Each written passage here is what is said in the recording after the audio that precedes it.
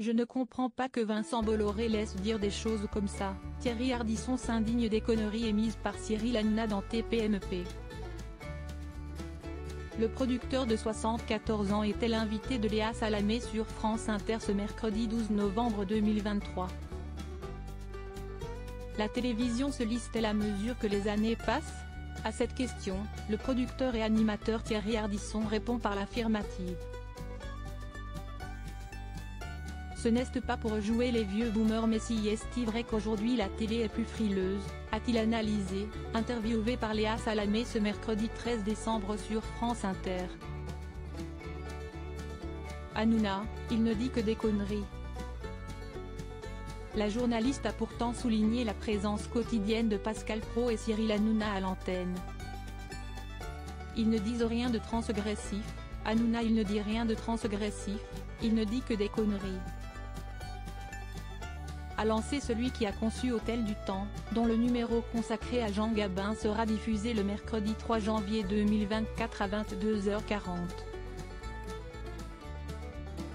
Ce n'est pas pareil de dire des choses transgressives, d'essayer de faire avancer les idées et puis de faire ce qu'il fait tous les soirs. Le présentateur de 93, Faubourg Saint-Honoré déplore la pauvreté des débats sur le plateau de Touche pas à mon poste, taclant au passage Alessandra Sublet. Déjà on avait eu Alessandra Sublet qui ne savait pas en quelle année avait commencé la guerre de 40, sur la 5 qui était quand même la chaîne de la culture, de la connaissance bon. Après, là j'ai vu Moundir nous expliquer que si est grâce aux Arabes qu'on a gardé la guerre de 40, je veux dire. Vous l'avez vu ça? Thierry Ardisson ne comprend pas Vincent Bolloré. L'ex-présentateur de Tout le monde en parle sur France 2 a renvoyé le problème à Vincent Bolloré, propriétaire du groupe qui détient à la fois Canal+, nous et C8. Je veux bien que Vincent Bolloré veuille être encore plus milliardaire que ce qu'il est milliardaire, mais comment est-ce qu'on peut laisser sur sa chaîne dire des conneries pareilles? Moi je connais Vincent Bolloré, je ne comprends pas qu'il laisse dire des choses comme ça, a-t-il déploré.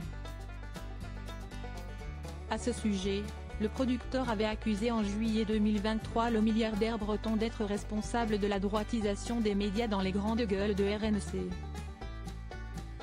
Au-delà de ce qu'il faut faire, il y a la ligne politique de la chaîne, et moi je n'ai pas envie d'être assimilé à l'extrême droite, s'était épanché Thierry Ardisson.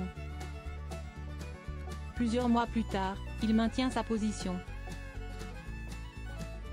Qu'est ce que je ferais aujourd'hui si je faisais Salut les terriens?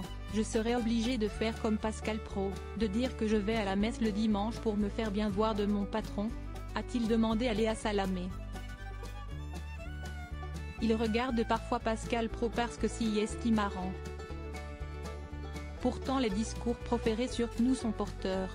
Pour preuve, les audiences de la chaîne d'information portée par Pascal Praud, Laurence Ferrari ou encore Christine Kelly ont dépassé celles de BFM Télévision durant plus d'une semaine du 4 au 10 décembre. CNews a enregistré 2,7% de part d'audience sur la semaine contre 2,5% pour BFM Télévision, selon Médiamétrie. Thierry Ardisson voit dans ce mouvement le signe qu'il manquait quelque chose. Dans le PAF, il manquait un contrepoids à France Inter, au service public, ça dit qu'il y avait un vide. La preuve si est qu'il fait 900 000 tous les soirs, a-t-il donné en exemple alors qu'il torpillait l'utilisation de la mesure d'audience pour mesurer la qualité d'un programme quelques minutes auparavant. Fait-il partie des téléspectateurs de Pascal Praud? Ça m'arrive oui, parce que si est marrant, a répondu l'animateur. Purmedia.com vous propose de revisionner la séquence.